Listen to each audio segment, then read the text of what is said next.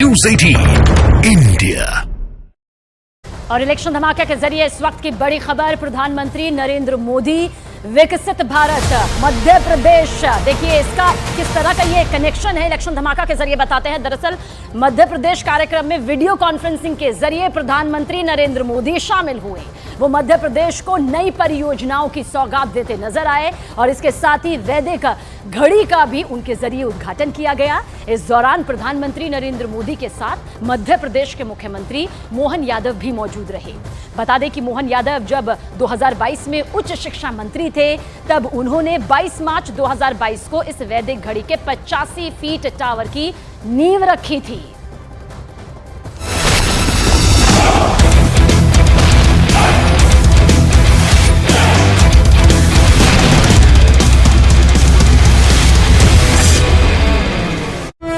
सौंपनी है जो ऑब्जर्वर्स गए हैं आला कमान को, उसमें कुछ इस तरह की खबरें आ रही हैं कि बेहद नाराज बताए जा रहे हैं विधायक सुक्खू से।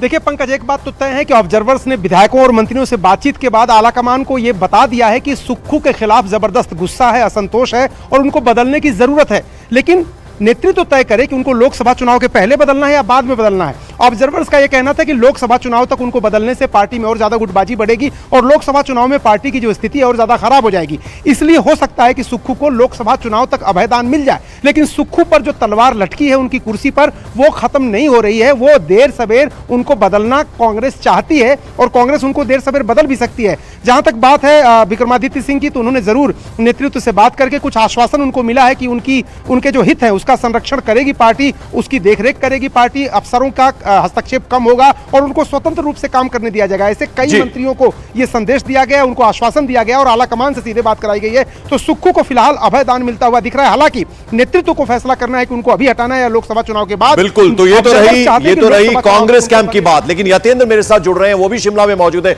यतेंद्र, जो दूसरा कैंप है, जयराम ठाकुर काफी एग्रेसिव नजर आ रहे थे, अब कहीं ना कहीं वो शांत नजर आ रहे हैं। वहां क्या कुछ चल रहा है? और अभी भी जो बागी विधायक हैं वो लगातार बीजेपी के नेताओं से मिल रहे हैं, उनके संपर्क में है। कांग्रेस जो ऑब्जर्वर्स आए उनसे मुलाकात नहीं की उन्होंने।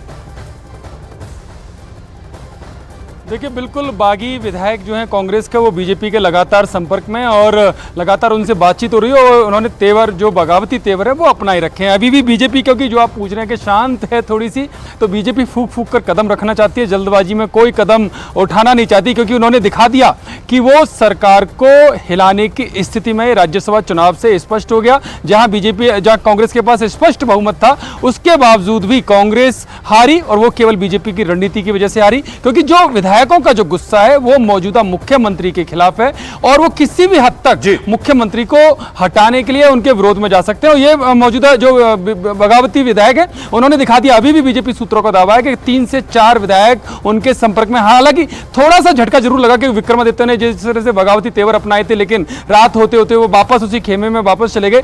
तो बीजेपी अभी खुलकर अपने पत्ते सामने नहीं लाना चाहती है, क्योंकि कहीं ऐसा ना हो कि जल्दबाजी में विक्रमादित्य की तरह जो उनके संपर्क में 3 से 4 विधायक हैं वो भी वापस पलटी ना मार जाएं। तो अभी किसी तरह की जल्दी नहीं दिखाना चाहती है बीजेपी, जो बात कह रहे हैं यतेंद्र।